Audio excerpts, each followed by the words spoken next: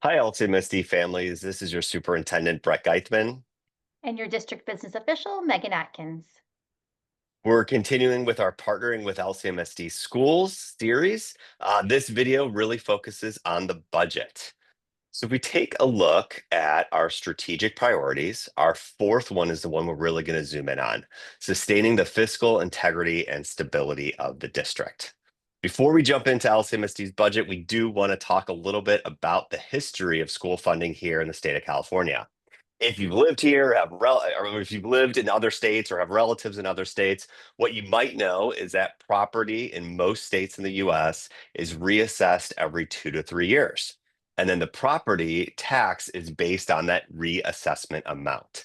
So as property increases in value, the property taxes also increase as well. Prop 13 changed that for the state of California. So the way it works is if you own a property, it's based off your purchase price and can only escalate a very small percentage each year.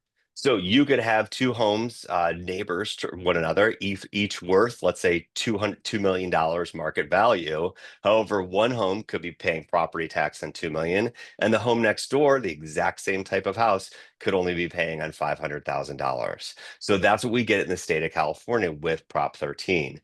We also have the ability to pass on property to family members as well. So then that keeps that property base rate low.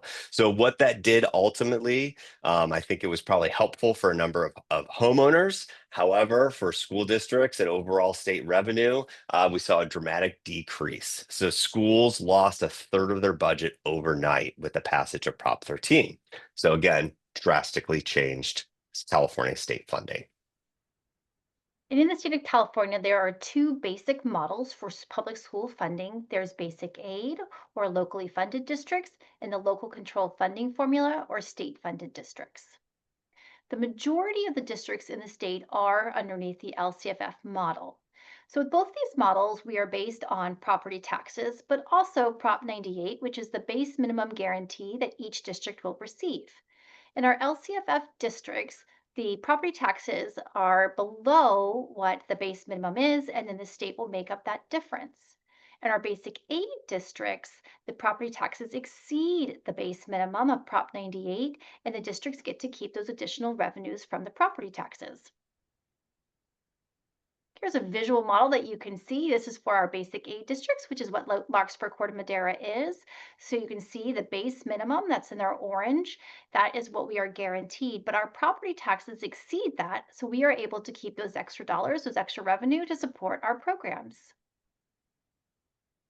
However, within these two models, there are variances. So as you can see here in Marin County, our districts that are our LCFF districts and the districts that are basic aid.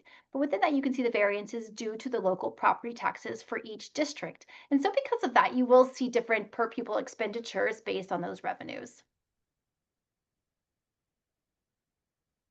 So we want to start off first again by just expressing our gratitude to our community. As Dr. Atkins shared, we're a community funded district, so this relies heavily on property taxes, but also other sources of revenue. Because of those other sources of revenues, we are able to provide these additional programs. So you can see this is an extensive list. And while many of us would assume that, oh, counselors would be provided by the state, or art and music and intervention programs would all be state funded to the expectation that we have within school districts, that's unfortunately not the case. And so what we rely on is our community partners and other forms of school revenue to ensure that our schools reflect what our community values are. We want to give a huge thank you to the Spark Foundation. They are a major contributor to providing the programs that you just saw. We do receive a little bit of state funding through Prop 28 for music and the arts. But again, to build those robust programs that we have for our students and we expect and want for our kids, we really rely on the Spark Foundation. So you can see all the different things that Spark funds. Again, 1.35 million for the 25-26 school year. So thank you, thank you, thank you, Spark. PTO and PTA is another great revenue source and partner for the district. It's about $250,000 annually. You'll see this on day one. When your child sets foot on campus into their classroom, those school supplies are provided by the PTO and PTA, as well as a number of other projects, and we encourage all to participate.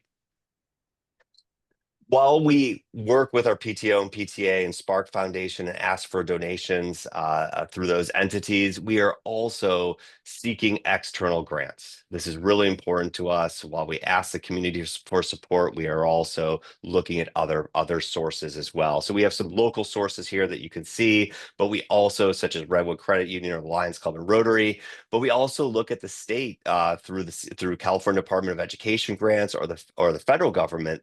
We received actually a $900,000 grant through the Stop School Violence Prevention. And we are also so grateful for the passage, 77% of our parcel tax. It's approximately $1,000 per parcel, but that brings in over $4 million to our district.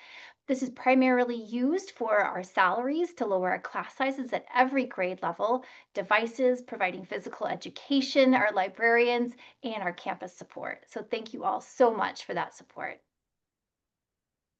And how can you partner with us? So we're so excited to share some opportunities to bring you in and to hear your voice as it comes to the budget.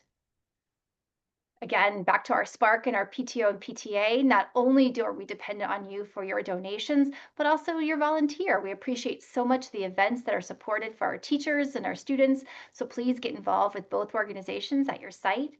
We also have the Fiscal Advisory Committee that meets quarterly before each of our interim reports to preview the reports, as well as provide suggestions throughout the year on various dollars and expenditures that we have.